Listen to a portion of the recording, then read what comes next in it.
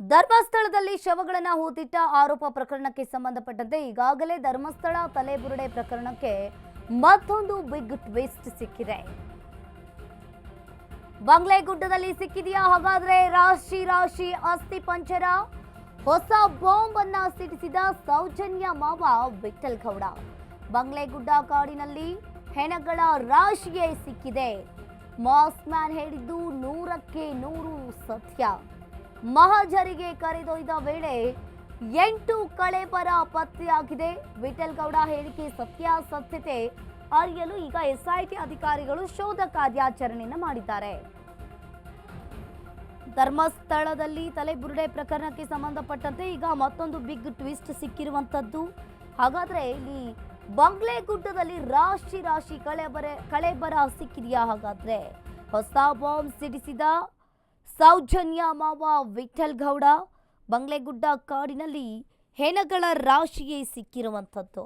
Mask man ಹೇಳಿದ್ದು 100ಕ್ಕೆ 100 ಸತ್ಯವಾಗಿರುತ್ತೆ. ಇನ್ನು ಮಹಜರಿಗೆ ಕರೆದೊಯ್ದ ವೇಳೆ 8 ಕಳೇಬರ ಪತ್ತೆಯಾಗಿದೆ. ವಿಠಲ್ ಗೌಡ ಹೇಳಿಕೆ ಸತ್ಯಾಸತ್ಯತೆಯನ್ನ ಅರಿಯಲು ಎಸ್ಐಟಿ ಅಧಿಕಾರಿಗಳು ಈಗ ಶೋಧ ಕಾರ್ಯಾಚರಣೆಯನ್ನು ಮಾಡ್ತಾ ಇದ್ದಾರೆ.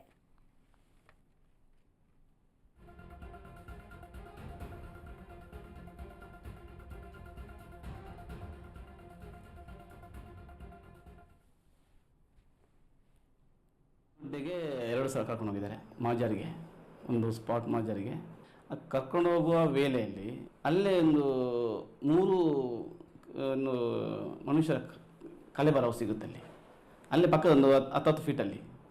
ನಂತರ ಬಂಗ್ಲೆಗುಡ್ಡೆಗೆ 2 ಸಲ ಕರ್ಕೊಂಡು ಹೋಗಿದ್ದಾರೆ ಮಾಜರಿಗೆ, ಒಂದು ಸ್ಪಾಟ್ ಮಾಜರಿಗೆ. ಕರ್ಕೊಂಡು ಹೋಗುವ ವೇಳೆಯಲ್ಲಿ ಅಲ್ಲೇ ಒಂದು 3 ಮನುಷ್ಯರ ಕಲೆಬರವು ಸಿಗುತ್ತೆ ಅಲ್ಲೇ ಪಕ್ಕದ ಒಂದು 10 ಫೀಟಲ್ಲಿ. ನಂತರ 2ನೇ ಸಲ ಮಾಜರಕ್ಕೆ ಹೋಗುವಾಗ ಕೆಳಗಡೆ ಎಣ್ಣೆಗಳ ರಾಶಿ ನಮ್ಮ ಕಣ್ಣಿಗೆ ಕಾಣುವಂಥದ್ದು ಒಂದು 5 ನನ್ನ ಕಣ್ಣಿಗೆ ಕಾಣಿದೆ. ಮತ್ತು ಒಂದು ಸಣ್ಣ ಮಗುದು ಅನ್ನೊಂದು ಸ್ವಲ್ಪ ಅದರಲ್ಲಿ ನನಗೆ ಗೋಚರ ಆಗ್ತಾಯಿತ್ತು. ಒಂದು ಸಣ್ಣ ಮಗುದು ಎಲುಬಿದೆ. ಅದು ಪಕ್ಕದಲ್ಲಿ ಈ ವಾಮಾಚಾರಕ್ಕೆ ಬಳಸುವಂಥದ್ದು ಸಣ್ಣ ಸಣ್ಣ ಒಂದು ಕಲಶಗಳು ಬರುತ್ತೆ, ಒಂದು 5-6 ಕಲಶ ಇತ್ತು. ಅದು ಸಹ ನಾನು ನೋಡಿದ್ದೇನೆ ಅಲ್ಲಿ. ಅದು ನನ್ನ ಅಧಿಕಾರಿಗಳ ನಾನು ಅವ್ರಿಗೆ ಹೇಳಿದ್ದೀನಿ ನಾನು ಈ ಥರ. ಮತ್ತು ಮಣ್ಣೊಂದು ಜರಿದ ಮಣ್ಣು ಏನು ಹೆಣ ಹಾಕಿದ ಟೇಸ್ಟ್ ನೋಡುವಾಗ ಮಣ್ಣು ಒಂಥರ ಇದಾಗಿದೆ. ಎಲ್ಲಿ ಆ ಗುಡ್ಡೆಯನ್ನು ಸ್ವಲ್ಪ ಜರಿದು ಹೆಣವನ್ನು ಮುಚ್ಚಿ ಹಾಕಲಿಕ್ಕೆ ಮಣ್ಣು ಎಲ್ದು ಹಾಕಿದ ಒಂಥರ ಆ ಪ್ರದೇಶ ಕಾಣ್ತಾ ಇದೆ. ಅದೇ ಒಂದು 4-5 ಒಂದು 5-6 ಫೀಟಲ್ಲಿ ಬುರುಡೆಗಳ ರಾಶಿ ಇದೆ ಅಲ್ಲಿ. ಮತ್ತು ಎಲುಬುಗಳು ಎಲ್ಲ ಸ್ಪ್ರೆಡ್ ಆಗಿದೆ, ಅಲ್ಲೆಲ್ಲ ಸ್ಪ್ರೆಡ್ ಆಗಿದೆ. ಕೆಲವು ಮಣ್ಣಿನ ಒಳಗೆ ಕಾಣ್ತದೆ.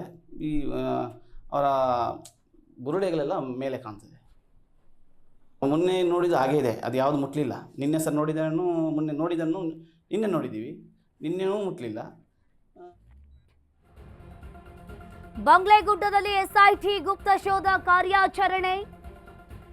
ವಿಠಲ್ ಗೌಡ ಹೇಳಿಕೆ ಸತ್ಯಾಸತ್ಯತೆ ತಿಳಿಯಲು ಸರ್ಚಿಂಗ್ ಅನ್ನ ಮಾಡ್ತಾ ಇದ್ದಾರೆ. ಎಸ್ಐಟಿ ಎಸ್ಪಿ ಸೈಮನ್ ನೇತೃತ್ವದಲ್ಲಿ ತೀವ್ರ ಪರಿಶೀಲನೆಯನ್ನ ಮಾಡ್ತಾ ಇರುವಂತದ್ದು. ಈಗಾಗಲೇ ವಿಠಲ್ ಗೌಡ ವಿಚಾರಣೆಯನ್ನ ನಡೆಸಿದ್ದಾರೆ ಎಸ್ಐಟಿ ಅಧಿಕಾರಿಗಳು. ಹಾಗಾದ್ರೆ ಇಲ್ಲಿ ವಿಚಾರಣೆ ವೇಳೆಗೆ ಈಗಾಗಲೇ ವಿಚಾರಣೆ ವೇಳೆಗೆ ವಿಠಲ್ ಗೌಡ ಹೇಳಿಕೆ ಸತ್ಯಾಸತ್ಯತೆ ತಿಳಿಯಲು ಕೂಡ ಸರ್ಚಿಂಗ್ ಅನ್ನ ಮಾಡ್ತಾ ಇರುವಂತದ್ದು.